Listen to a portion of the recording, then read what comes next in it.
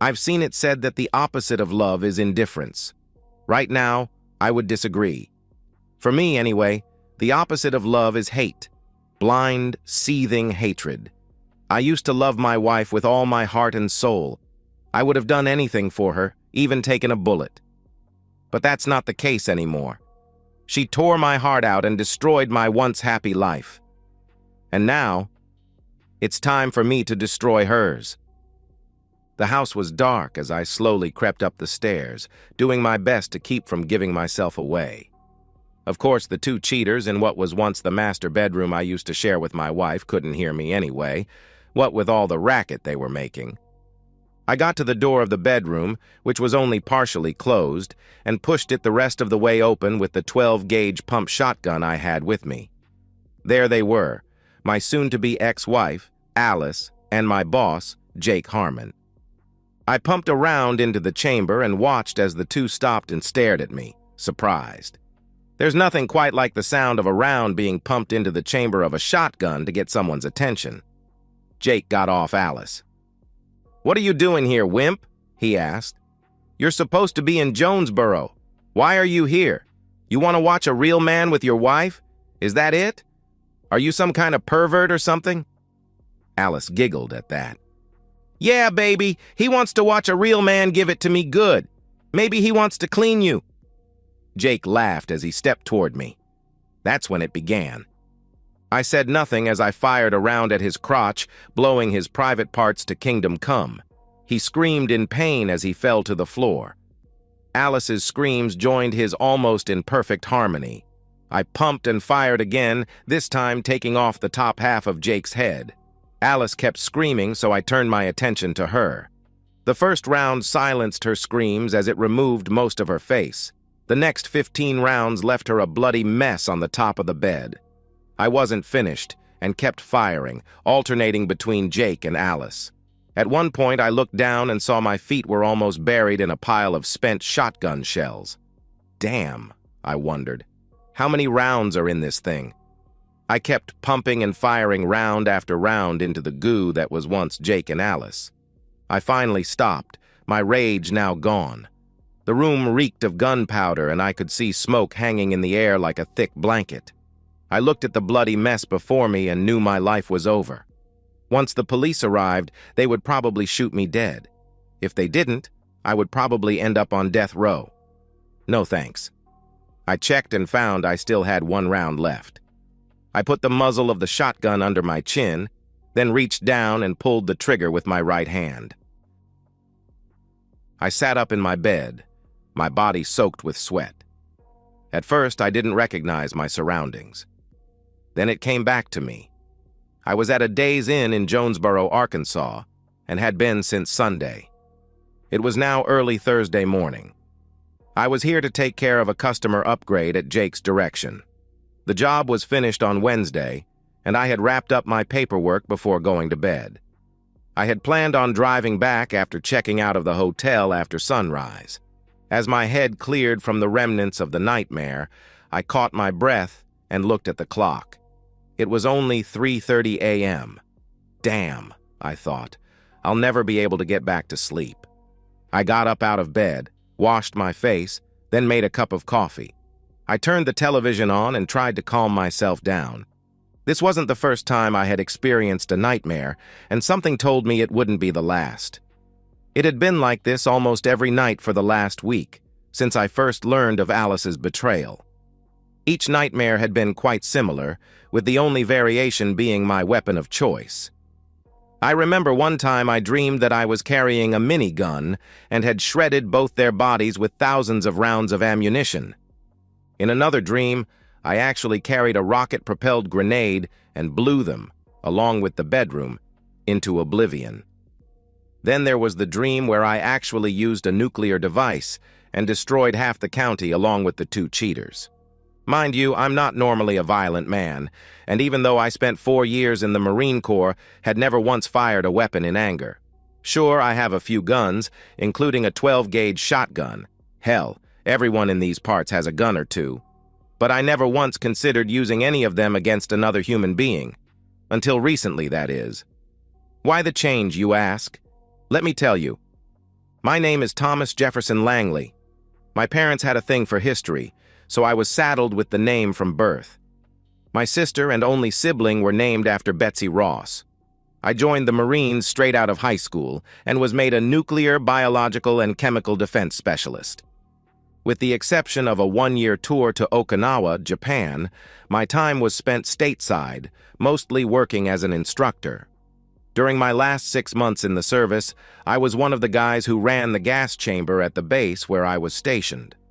I realized early on in my military service there was little to no use for someone with my skills in the civilian world, so I went to school and got a degree in networks and business. It took 3 years to finish my 2-year degree, so I got out at the end of my 4-year stint and went back to school using my benefits. When I graduated, I went to work as an account representative for Empire Tech Solutions, a nationwide IT company headquartered in my hometown in Missouri. I met Alice when I was doing a survey at the local newspaper.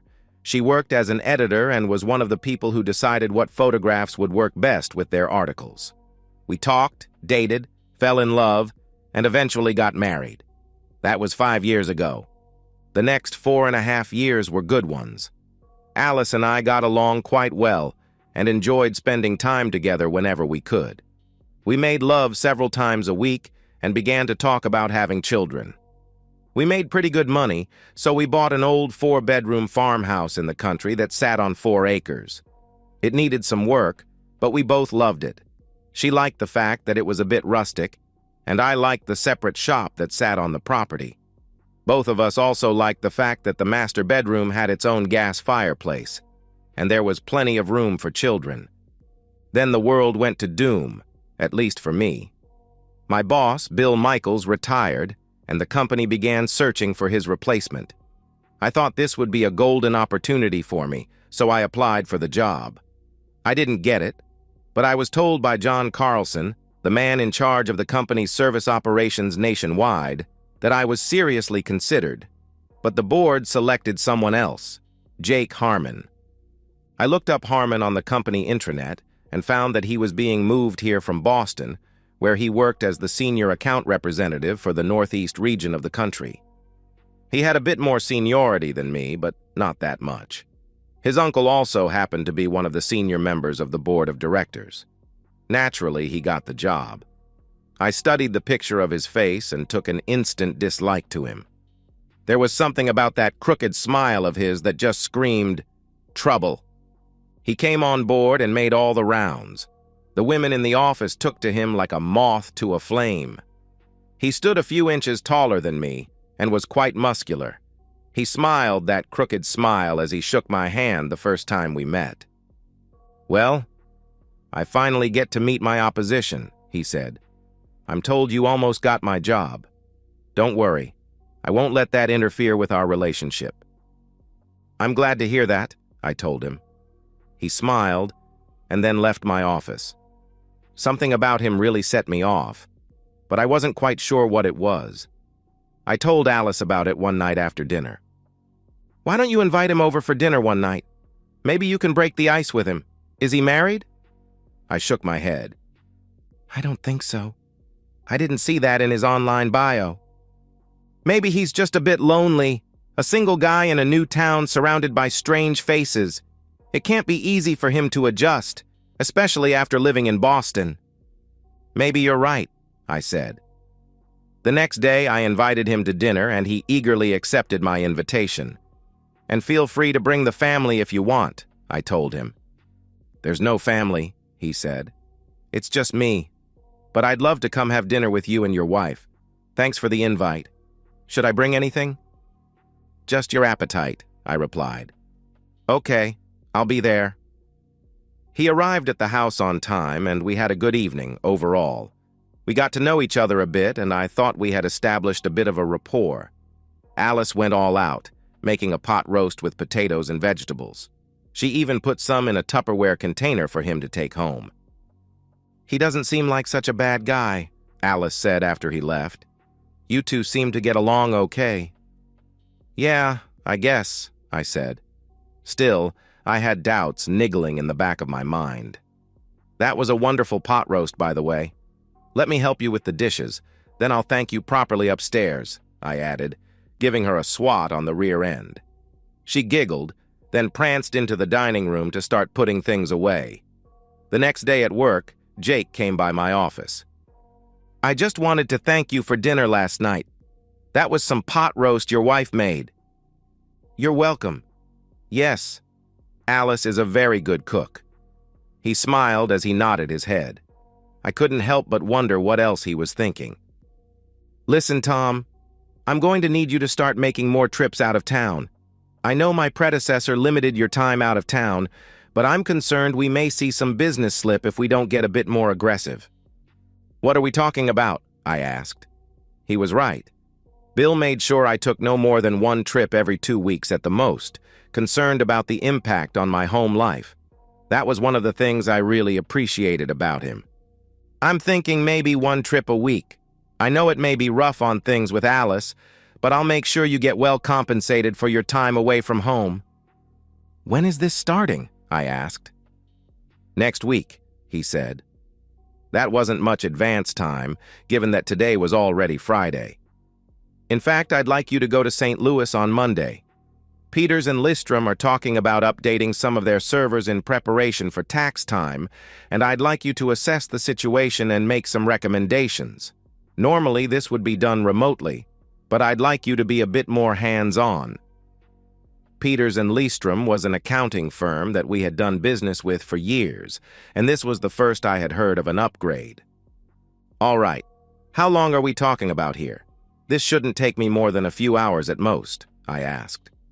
You forget, they have satellite offices all over the city. You'll need to visit them all. Crap, I thought. That could take 2 or 3 days, maybe even 4. All right, I'll let Alice know. She's not going to be happy, I answered. I think she'll get over it when she sees your paycheck, Jake said before leaving my office. Alice wasn't happy with me being gone potentially 4 days the next week, but I took her out to dinner and dancing that night, and we spent much of the weekend in bed. Call me when you get settled in, and I'll expect a call every day, she said when I packed my bags in the car. Fortunately, St. Louis was close enough that I could drive there. And you'd better be on your best behavior. Aren't I always? I asked, before giving her a kiss. I called her cell phone when I got settled into my room in St. Louis, and later that evening after my first meeting with the client. I called the house phone every night, and we enjoyed nice, long discussions, always ending on a happy note. As it turned out, I was finished with the client early Thursday morning, so I drove home, planning to surprise my wife. We had a great reunion, and I thought everything would be all right. The next couple of weeks weren't too bad. I ended up being gone only 1 night during those weeks. After that, things started to change. The trips got longer, and for the next 4 weeks, I was gone 4 days, and 1 trip lasted 5 full days. Jake was true to his word, and I did see a hefty increase in my paychecks, but that hardly compensated for the time I was away from Alice. At first, Alice seemed to be able to deal with the absences, but I could tell they were starting to affect her after the 4th week. After I got home that week, I thought I detected the odor of cigarettes. Both Alice and I smoked when we first met. After we got married, we decided to kick the habit together. It was hard at first, but we finally did it. We've been smoke-free for about 2 years when all this started up. I asked Alice if she'd been smoking while I was gone. Yes, I'm sorry, it's just so hard when you're not here. I understand, I told her. You do realize I have no choice. Jake's the one sending me out all over the place. I understand. I just don't like it, that's all. I wish you were home more often, she replied. I do too. Maybe I'll have a talk with Jake and see if he'll let up just a bit. I did talk to Jake about it, but he put me off and said it was part of the job. If I didn't like it, he said, I was welcome to find another place to work. Like a good company man with bills to pay, I sucked it up and kept working. But I did put out some feelers. About a week later, I had just arrived home from a trip and was getting ready for bed when Alice asked me to turn on the fireplace. We both enjoyed having it on as we made love, so I went to turn it on.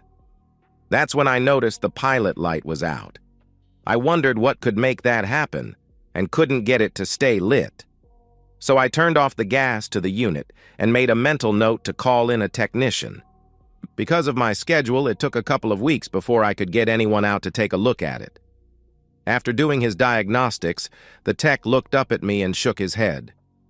"I'm sorry, Mr. Langley, but that regulator's shot. It's probably been in there at least 60 years now."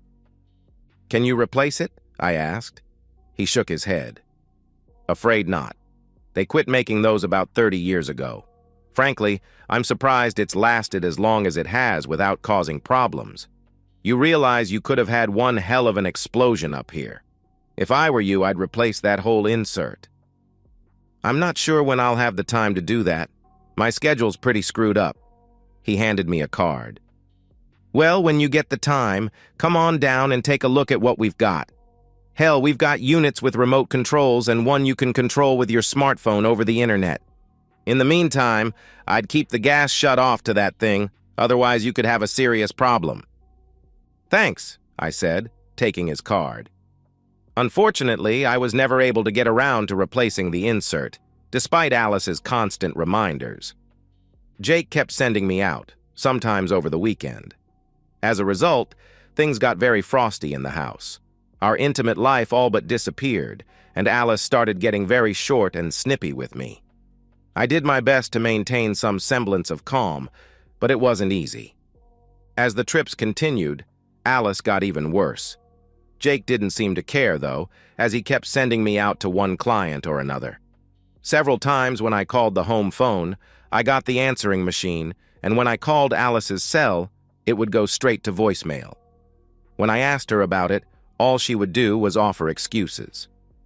"Sorry, but I decided to go out for a drink with the girls and I didn't hear the phone ring," she would say. Then the worst possible thing that could happen did happen. I finished a site visit a day early and decided to come home to surprise Alice. As it turned out, I was the one who got the surprise. As I pulled into our driveway, I saw Jake's BMW sitting in front of our garage. I wondered what he was doing here. I got out and put my hand on the hood of his car. It was fairly warm, so I knew he hadn't been here very long. I went into the house and saw Alice sitting on the couch with Jake.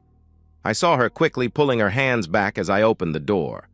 I also took note of what she was wearing, a short black dress that showed off a lot of leg and a lot of cleavage. The smell of cigarette smoke was also quite thick in the house. "Tom, you're home," she said, standing up.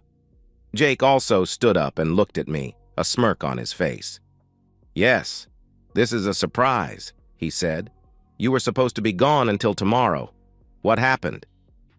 "We finished the job a day early, so I thought I'd come home and spend some time with my wife." "What's going on here?" I asked. "Jake was just going to take me out to dinner," Alice said. Jake smirked as I nodded my head. "I see," I said. I turned to Jake before speaking. "Well, I'm home now, so if anyone is taking Alice out, it'll be me, her husband. I think you should leave now." "And if I don't?" he asked. "Then I'll just have to kick you back out of my house. You may be my boss at work, but not here, in my home."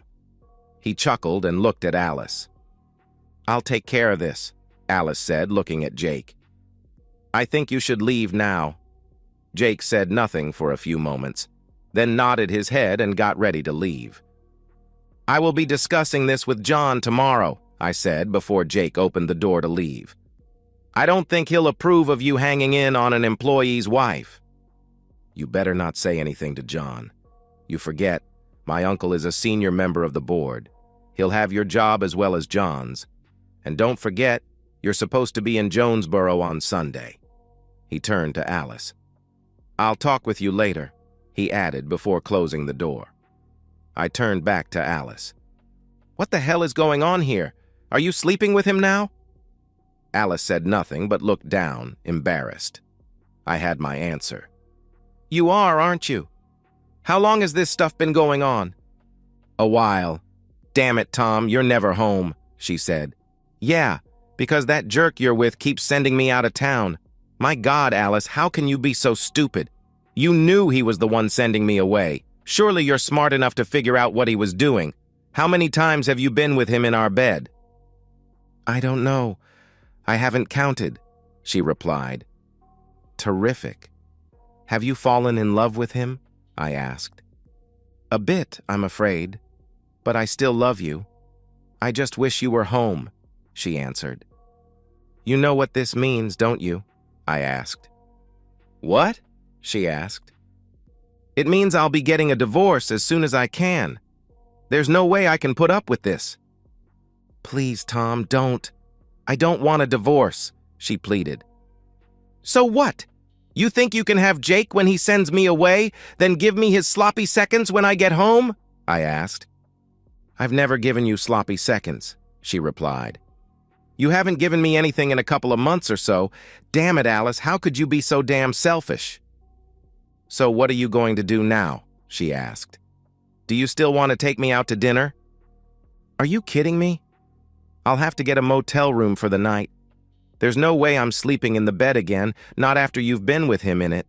And there's no place else here for me to sleep. I'll be damned if I'm going to try sleeping on the couch. Besides, the whole place reeks of cigarettes. Do you let him smoke in here, by the way? We both smoke in the house, I'm sorry. I stood up and looked at her before speaking, trying to control my rage. Let me get one thing straight. I'm going to find a motel room for the night. I'll come by tomorrow while you're at work to get some of my stuff. If you bring that jerk into my house again before the divorce is final, you'll both wish to God you'd never been born. Understand me? Yes, Alice said, tears falling down her face. I couldn't help but wonder why she was crying since she was the one who caused all the hurt. I stormed upstairs to grab a suitcase and some clothes and saw the ashtrays on both nightstands. They were both filled with ashes and cigarette butts. The room reeked of stale cigarette smoke and intimacy. It was all I could do to keep from throwing up. I packed enough things for a couple of days, then went back downstairs. Alice was still on the couch. I'm leaving now. Here, I added, taking off my wedding ring. I tossed it on the table in front of her. I won't be needing that anymore. Remember what I said? Goodbye. I walked out of the house, got in my car, and left. I don't know what she did after I left, and I frankly didn't care. All I know is that she didn't pepper me with calls or texts after I left. I found a motel that rented rooms with kitchenettes by the week and paid for 2 weeks in advance. I had a feeling I would be there a bit longer than that, though, and I didn't want to risk the room being taken when I got back from Jonesboro. I got settled in, and that night was when the nightmares began. The next day, I got to work a bit early and turned in all my paperwork. Purposefully avoiding Jake, I went to see John Carlson, who was the next one up in my chain of command. Tom, you're here early. How did everything go? He asked. Went well, John. I've already turned in my paperwork. Listen, I have a personal problem I need to deal with before I leave for Jonesboro and wondered if I could take the rest of the day off. Have you spoken with Jake yet? He asked. Well, Jake is part of my problem, I said. He looked at me, startled. Oh? You want to tell me about it? I spent the next few minutes telling him what transpired the previous evening and what Alice had told me. So I need to get more of my things and go see a divorce lawyer today. That's why I came to you instead of going to Jake. I see, John said. All right, go ahead and do what you need to. I'll take care of Jake. And listen, if you need to talk to someone, feel free to call me anytime. I thanked him and left the building. Fortunately, I was able to avoid Jake. I stopped at a coffee shop and grabbed a quick breakfast while searching the web for a divorce lawyer on my smartphone. I found one and made an appointment for that afternoon. After I finished my breakfast, I looked at the time and figured Alice would be gone to work, so I headed to what used to be our house. Her car was nowhere to be found, so I parked and went inside. The place still reeked of cigarettes, but it wasn't as bad as the previous night. I went upstairs and got some more of my things and carried them to my car.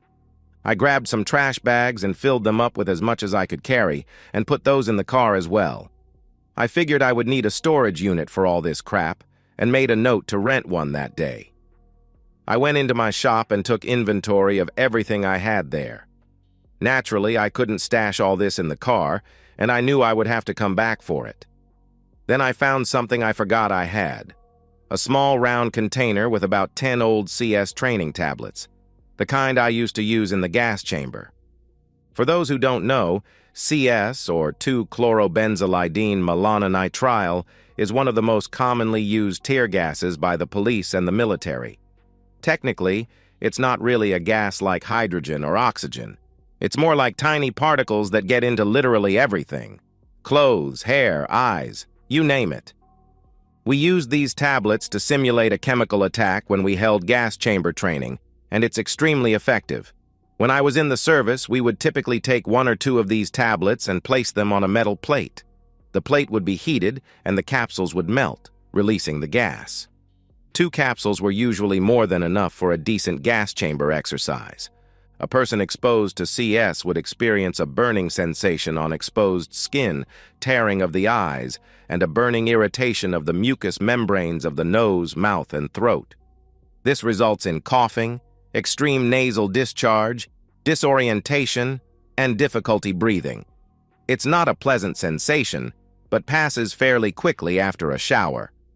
I used to conduct impromptu field training by surreptitiously sprinkling some CS powder in ashtrays, usually when we went into the field. Since the chemical reacts with heat, anyone who used the ashtray would find themselves in their own personal little gas chamber. I had a wicked thought and took the capsules into the house. I opened a capsule and sprinkled the powder in one ashtray, then did the same to the other. If Alice and Jake decided to enjoy a post-coital cigarette, they would be in for a surprise. That'll teach them to smoke in my house, I thought. I went through the house and did the same with a couple of other ashtrays I found that had been used. But I didn't stop there. I took a couple of capsules, opened them up, and sprinkled the powder on the bottom sheet of the bed and the 2 pillows, then carefully replaced the top sheet and the bedspread. I thought about sprinkling a bit of CS on the stove, but decided against it. I only had 4 capsules left, and I wanted to have enough for a return trip. I figured that what I had already done would be enough to cause a bit of coitus interruptus, at least for now. The last thing was to collect my guns, my personal laptop, and our tax forms for the last 2 years, which the lawyer said she wanted to see. I locked the guns in the trunk of my car, then locked up the house and left. I headed for a storage facility, rented a small space, and stashed my stuff until I could find another place I could call home. When I finished unloading my car, I locked the storage unit up and noticed I had just enough time for a quick burger before my appointment with the lawyer. I arrived at the law office of Lisa Hawkins right on time and was ushered into her office. She listened to my story, taking notes as I spoke. She didn't say anything until after I had finished. "Well, Mr. Langley, that's quite a story. Do you see any way to put your marriage back together?" "No, none," I replied. "All right. Well, for starters, Missouri is a limited no-fault state. However, you can cite her adultery as that may affect the distribution of the marital assets. You have no children, so there won't be any issues with child support. I see from the tax forms you brought in that your wife made just a little less than you, but in my opinion, not enough to warrant any spousal maintenance. What about the house? Do you want to keep that?" "No, I can't live there anymore. She can keep it if she wants," I replied. "Or you could sell it and split the proceeds. But I doubt you have very much equity in the place. I can suggest you sell it and see what she says in her response." "That's fine. Can I go after Jake for what he did?" She shook her head. "You mean for alienation of affection?" she asked. I nodded my head. "No, I'm afraid that's not an option in Missouri. Hasn't been since about 2003. You say he's your boss?" "Yes," I said. "Well, then I would recommend you go over his head, maybe speak with his boss or your company's HR department. You work for Empire Tech, is that right?" she asked. "Yes," I said. "Well, you're in luck. I happen to know they don't tolerate any behavior like that. Talk to them and let them know what's going on. I'm sure they'll work with you. If they don't, come back and we'll discuss it, okay?" "That sounds good, thanks." "All right. I'll get the paperwork started. Where would you like her served?" "At her place of work would be nice," I said. Lisa smiled at that. "Okay." Now don't do anything stupid. That also means no dating. The court won't look at that very kindly at all. I would also recommend you see a counselor." She pulled out a card and handed it to me. I recognized the name. Dr. Rose Carlson, John's wife. "Got it, thanks," I said. We wrapped up the meeting, and I paid a retainer after she handed me a checklist of things to do that she said would help protect me financially. We only had one joint credit card through our bank, so I canceled the card, withdrew half of what we had in the bank, and opened a new account in my name only. From there, I grabbed a bite to eat and went back to the motel. I didn't hear from Alice until later that evening. I recognized her number when it came up on my smartphone. I decided to take the call. "You son of a blip! What did you do to the house?" Right then, I knew exactly what happened. "I don't know what you're talking about," I lied. "Yes, you do, you bastard. You put something in the ashtrays, and there's something in the bed." "You mean, besides you and Jake?" I asked. "Damn it, tell me what you did. We can't even use the bedroom." "We?" I asked. The next voice was that of my boss, and he wasn't happy. "God damn it, Tom. What did you do? The whole place is like a gas chamber or something. I'm going to kick your back." "What are you doing in my bed with my wife, you jerk? If anyone deserves to get his back kicked, it's you." "You're going to pay for this," he threatened. "I'll make sure to pass your little threat on to John and my attorney. Bye now. Bye." I ended the call and started counting to 10.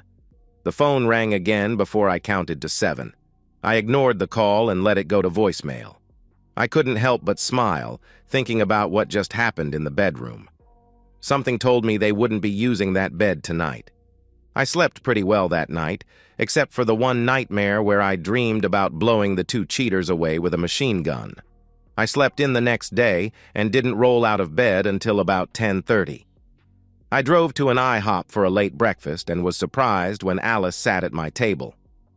"What a surprise. How did you sleep last night?" I asked. "I think you know how I slept last night. I was driving by and saw your car, so I thought I would stop in and see you." "What do you want, Alice?" "I'm trying to enjoy a good breakfast." "I want to talk about us," she answered. "There is no us anymore, Alice. You made that happen when you decided to be with my boss." "I didn't mean to hurt you.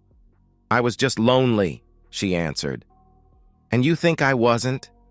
You knew goddamn good and well I was gone because your buddy sent me away. By the way, I saw an attorney yesterday. She's working up divorce papers.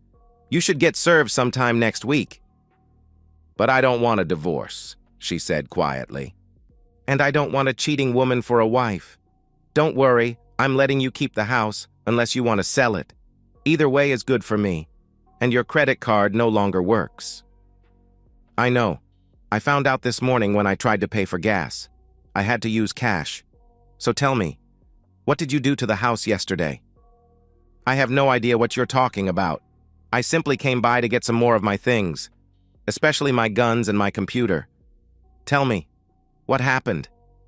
"Well, Jake and I were enjoying a cigarette in the bedroom before going to bed. I know you don't like smoking in the house, but we figured you weren't coming back, so it wouldn't make any difference. Right after we ground our cigarettes out, we both started feeling a burning sensation. We started coughing and snot was hanging out of our noses. I knew you had done something, but I didn't know what it was." "Well, I guess you won't be smoking in the bedroom anymore. So, what did you do? Go to Jake's apartment?" I asked. "Yeah, we spent the night there. Nothing happened, though. Neither one of us was up to it by then." "That's just too bad," I told her sarcastically. "So what are you doing now?" "I'm going back to air out the place and clean up the bedroom. Look, I know things are over between us, but I was wondering, is there any way we can at least part as friends?" I couldn't believe the nerve of this woman. I set my fork down and looked at her before saying anything. "Friends? You did the worst possible thing a woman can do to someone she claims to love. You betrayed my trust and broke my heart by sleeping with my boss, in my house and in my bed. And you have the damn gall to ask if we can be friends? Let me tell you something. Right now, It's taking everything I have to keep from killing you right here with my bare hands." Her eyes grew wide as I spoke, and her face turned white. "Don't you have any feelings for me at all?" she asked, a tear streaming down her face. "Yeah, I used to love you with all my heart. Not anymore. As much as I used to love you, that's how much I hate you right now." "You hate me?" she sniffed. "With every fiber of my being. And you'd better tell Jake if he messes with me. I'll rip his toy off and feed it to the dogs." Alice recoiled as I spoke. She had never seen this side of me before. She grabbed her purse and stood up. "Now, if you don't mind, I'd like to finish my breakfast in peace. Right now, the sight of you makes me sick to my stomach." "I'm sorry, Tom," she sobbed before she turned and left. I watched her get into her car and drive off. Good riddance to bad trash, I thought to myself. I couldn't help but smile, though, knowing they hadn't encountered the CS I sprinkled on the bed. I spent the rest of the day doing pretty much nothing. I drove around, walked in the park, and then ended up watching a game in a bar while drinking a couple of beers. I thought about going to the house to get more of my stuff, but reconsidered, not knowing how I could handle being around Alice. Afterward, I went back to the motel and got my stuff together for the trip to Jonesboro. I heard from Alice once on Tuesday after she was served divorce papers at work. She wasn't very happy and felt humiliated when the process server said she was being served divorce papers for her adultery. "How could you humiliate me like that?" she asked. "How could you humiliate me by being with my boss?" I snarled back at her before ending the call. I also got a threatening email from Jake, which I forwarded to John. John wrote me back, saying not to worry about Jake. "If all goes well, he'll be gone by the end of the week," John said. Good, I thought. He can take the cheating woman with him. And now, I'm getting ready to head back. In a way, it's probably good that I wasn't in town to deal with the cheaters these last few days. There's no telling what I might have done. Looking at the clock, I saw that it was nearing 5 a.m., so I decided to take a shower, grab some breakfast, and head back. I was on the road heading home at about 6:30 on Thursday.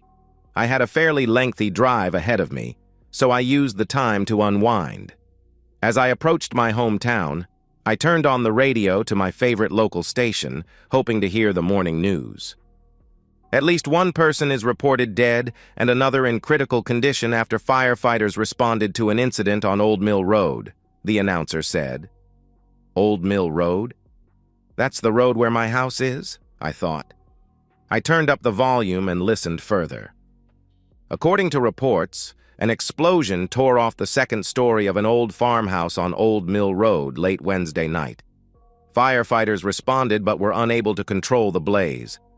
2 persons were pulled from the house. One was pronounced dead at the scene. It's not known what started the fire.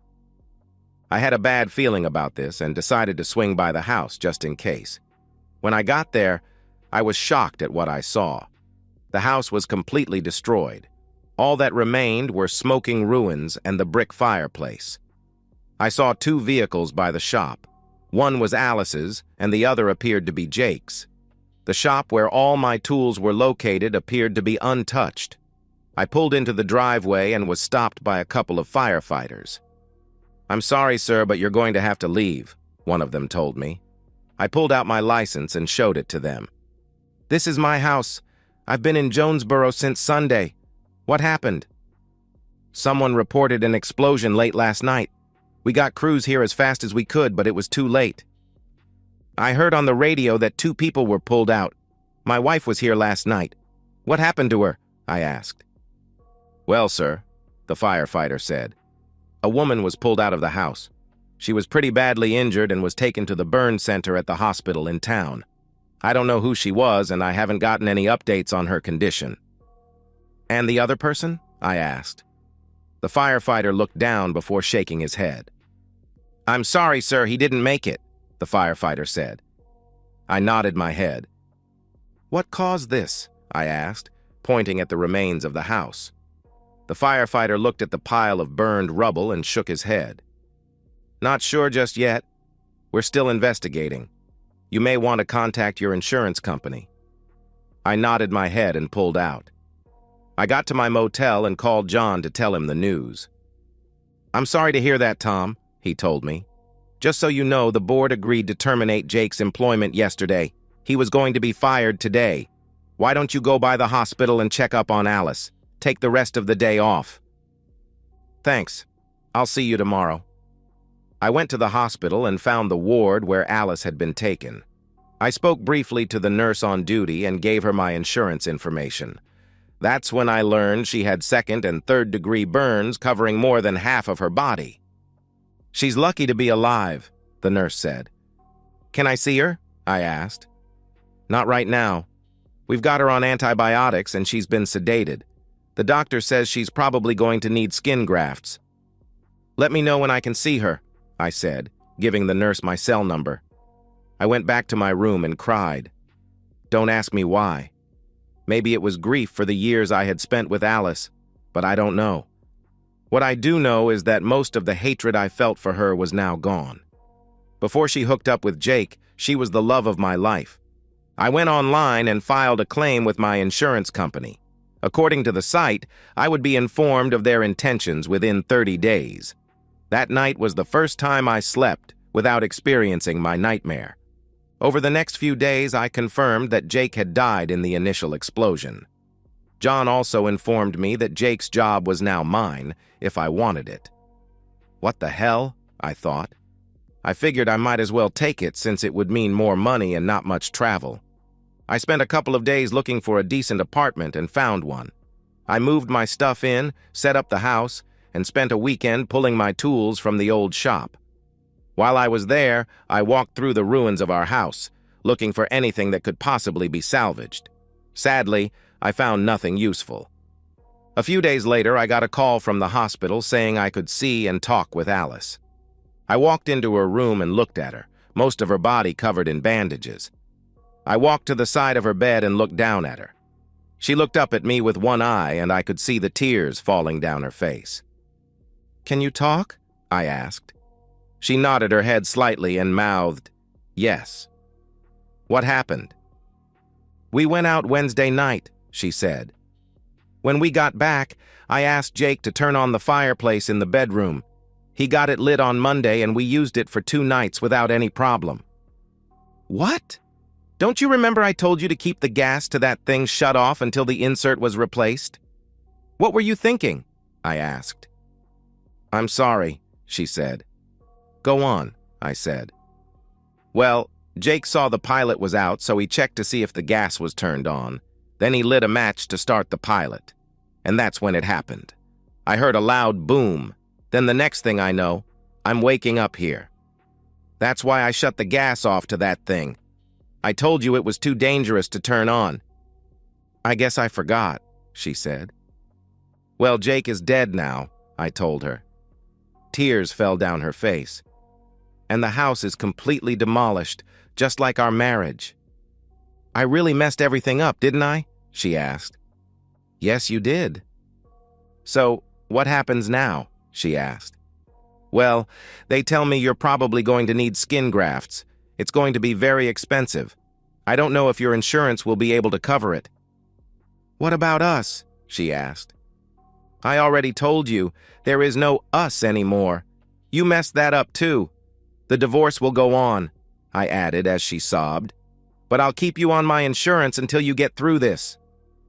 "Thank you for that. Do you still hate me?" she asked.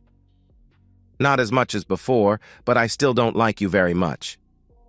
"I understand, Tom," she said. "Anyway, I'll get out of your hair for now. I just hope you've learned your lesson." "What's that?" she asked. "If you play with fire, you're going to get burned," I said before walking out of the room. Much to my surprise, the insurance company came through for me, and I got a check for the damage to the house. There wasn't much left after the mortgage was paid off, and I had no intention of rebuilding, so I talked with Alice and we agreed to sell the property and split the proceeds. She remained in the hospital for quite some time. The paper put her on an extended paid leave of absence while she recuperated. The divorce went through as my lawyer said it would, and in 60 days, I was a free man. In the meantime, I had started seeing Rose, and she was doing an excellent job of getting me through my anger issues. I kept my word to Alice and kept her on my insurance until she was healed enough to get out and about on her own. The doctors had done a wonderful job on her, and the skin grafts seemed to take hold just fine. She wasn't the beauty she was when we married, but she still looked pretty good, despite her scars. As a final gesture, I helped her get set up in a new apartment. I handed her the keys to the place after the furniture was moved in. I hope you like it. I made sure to pick one that doesn't have a fireplace. She laughed as she took the keys.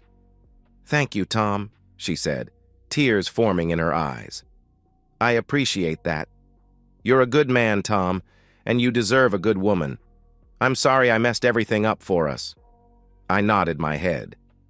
Yeah, well, I guess that's the way it goes, I told her, giving her one last hug. You take care of yourself. I will, she said before I walked out. What now? I asked myself. I pulled out my phone and scrolled through my contacts. I couldn't believe so many women had given me their numbers these last few months. I found the number I was looking for and called. Hello? I heard a female voice say. Yeah, this is Tom. You busy tonight? I was until you called, Nancy said. I met Nancy a couple of weeks ago at a club in town. She had the deepest blue eyes and legs that wouldn't quit. You want some more of my lasagna? She asked. You know it, I said. Well, come on over, she said. I'll warm it up for you. I'm on my way, I said, ending the call. Yeah, sometimes playing with a little fire is just what the doctor ordered. And that's the end of today's story. If you enjoyed it, please give this video a thumbs up and drop a comment below. Your support helps the algorithm push my content further. If you're new to the channel, don't forget to hit that subscribe button.